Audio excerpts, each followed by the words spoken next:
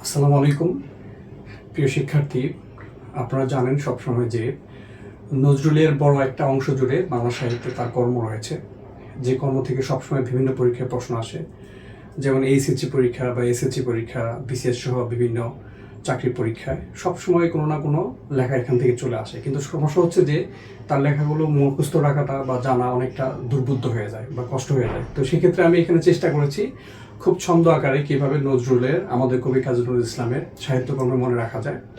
তো এখানে আমি নজরুলের কাব্য ছন্দ হিসেবে প্রথমে যেটা রাখছি এখানে তা হচ্ছে পুবের হাওয়ায় দোলন চাপা, পুবের হাওয়ায় দোলন চাপা ও সিন্ধু হিন্দুল দুলত, সন্ধ্যায় সঞ্চয়ন হতো ভাঙ্গার গান, কালের চক্রবাকে সর্বহারা ও ফণিমনসা, অগ্নিবীণা বিষের বাঁশি বাজিয়ে, অগ্নিবীণা আর বিষের বাঁশি বাজিয়ে প্রলয় শিখা জ্বালিয়ে মরু ভাস্করের জিঞ্জির ভাঙতে যায়। অর্থাৎ এখানে পুবের হাওয়া হচ্ছে তার কাব্য, দোলন চাপা হচ্ছে কাব্য, সিন্ধু হিন্দুর হচ্ছে কাব্য, এরপর আসছে সন্ধ্যা, তারপর সঞ্চয়ন, ভাঙ্গার গান, কালের চক্রবাক, এরপর আসছে সর্বহারা, ফণি মনসা, অগ্নিবীণা, জানেন সবচেয়ে বিখ্যাত কাব্য তার এবং খুব জনপ্রিয়।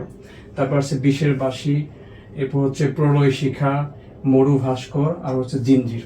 অর্থাৎ সব কাব্য এখানে আসছে তা না, মোটামুটি অধিকাংশ কাব্য এখানে চলে আসছে। তো এই ছন্দ আকারে আপনি যদি কাব্যের নাম মনে রাখতে পারেন তো সেক্ষেত্রে আপনার জন্য অনেকটা সুবিধা হবে। এরপরে আমি উপন্যাসে একটা ছন্দ সাজিয়েছি। তো সেক্ষেত্রে এখানে উপন্যাসের ছন্দ হিসেবে আসছে কুহেলিকা মৃত্যু ক্ষুধায় বাঁধনহারা হয়ে গেল। মনে রাখতে হবে কুহেলিকা মৃত্যু ক্ষুধায় বাঁধনহারা হয়ে গেল, এবং এটি হচ্ছে বাঁধনহারা হচ্ছে তার প্রথম উপন্যাস এবং তার উপন্যাসের সংখ্যা হচ্ছে মাত্র 3টি। তো খেয়াল রাখতে হবে কুহেলিকা মৃত্যু ক্ষুধায় বাঁধনহারা হয়ে গেল, এই 3টি আপনি উপন্যাস মনে রাখতে পারবেন। এরপরে তার নাটকের একটা ছন্দ আছে এখানে, তার মোট নাটকের সংখ্যা হচ্ছে মাত্র 4টি। সেটা হচ্ছে আলেয়া একটা নাটকের নাম, পুতুলের বিয়ে আরো একটি নাটকের নাম, মধুমালা আরো একটি নাটকের নাম, আর লাস্ট হচ্ছে ঝিলিমিলি। এই ঝিলিমিলি হচ্ছে তার প্রথম নাটক, খেয়াল রাখতে হবে। অর্থাৎ আলেয়া পুতুলের বিয়েতে, মধুমালা রজনীতে, ঝিলিমিলি শাড়ি পরলো।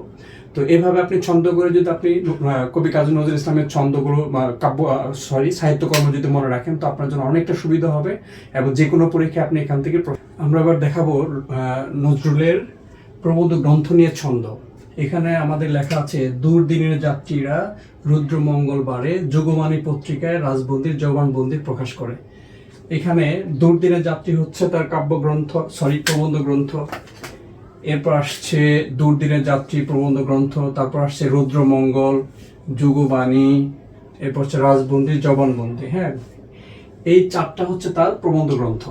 এর বাইরে গল্প গ্রন্থ বলতে আছে যেটা শিউলিমালা, এখানে ব্যথা পেয়ে, অর্থাৎ শিউলিমালা ব্যথা পেয়ে রিক্তের বেদনায় পদ্ম গুফরাকে জিনের বাচ্চার কাছে পাঠালো। এখানে ব্যথা বলতে ব্যথার দান মনে রাখতে হবে, এটা পুরো গল্প গ্রন্থের নাম হচ্ছে ব্যথার দান। ওকে, এরপরে রিক্তের বেদন, তারপর সে পদ্ম গোখরা, আর হচ্ছে জিনের বাচ্চা, এই কয়েকটা হচ্ছে তার গল্প গ্রন্থ। ঠিক তারপরে আমরা নজরুলের বেশ কিছু নিষিদ্ধ গ্রন্থ পাবো, যেমন বিষের বাঁশি, ভাঙ্গার গান, প্রলয় শিখা, আর হচ্ছে যোগবাণী। অর্থাৎ বিষের বাঁশি, ভাঙ্গার গান, প্রলয় শিখা, এই 3টি হচ্ছে কাব্য হিসেবে নিষিদ্ধ ছিল। এর বাইরে যোগবাণী প্রবন্ধ হিসেবে নিষিদ্ধ ছিল এবং চন্দ্রবিন্দু গানের সংকলন হিসেবে নিষিদ্ধ ছিল। অর্থাৎ এই 5টি গ্রন্থ হচ্ছে ব্রিটিশ সরকার কর্তৃক নজরুলের এই 5টি লেখা বাজেয়াপ্ত করা হয়। হ্যাঁ, তো এর বাইরেও আমরা যে বিষয়টা খেয়াল করব তা হচ্ছে নজরুলের 3টি পত্রিকা ছিল, সেটা হচ্ছে নবধুলা। আমরা মনে রাখবো এখানে নবধুলা, এই নব বলতে দৈনিক নবযুগ, দৈনিক নবযুগ। এরপরে ধুতে দিব আমরা ধূমকেতু, ধুতে ধূমকেতু, আর লাতে লাঙ্গল। এই 3টি হচ্ছে নজরুলের পত্রিকা, খেয়াল রাখতে হবে এই 3টি হচ্ছে নজরুলের পত্রিকা। আমরা এখন দেখাবো কবি কাজী নজরুল ইসলামের বিভিন্ন প্রথম লেখা, অর্থাৎ প্রথম উনি কি কি ধরনের লেখা লিখেছেন। যেমন এখানে তার প্রথম কবিতা হচ্ছে মুক্তি, মনে রাখতে হবে, যেটা 1919 সালে প্রকাশ পায়। এরপর হচ্ছে তার প্রথম কাব্য হচ্ছে অগ্নিবীণা, যেটা 1922 সালে প্রকাশ পায়। এরপর হচ্ছে তার প্রথম উপন্যাস হচ্ছে বাঁধনহারা, যেটি 1927 সালে প্রকাশ পায়। এরপর হচ্ছে তার প্রথম নাটক ঝিলিমিলি, যেটি 1929 সালে প্রকাশ পায়। এরপর আসছে তার প্রথম পত্র উপন্যাস বাঁধনহারা। এরপর আসছে তার হচ্ছে প্রথম পত্রিকা দৈনিক নবযুগ। এরপর আসছে তার প্রথম গল্প পদ্ম গোখরা, আর প্রথম গল্প গ্রন্থ হচ্ছে ব্যথার দান। এরপর হচ্ছে প্রথম প্রবন্ধের নাম হচ্ছে তুর্ক মহিলার ঘোমটা খোলা, এবং সর্বশেষে আমরা দেখব তার প্রথম প্রবন্ধ গ্রন্থের নাম হচ্ছে যোগবাণী। এই হচ্ছে নজরুলের প্রথম বিভিন্ন লেখা। তো সবাইকে ধন্যবাদ। আসসালামু আলাইকুম।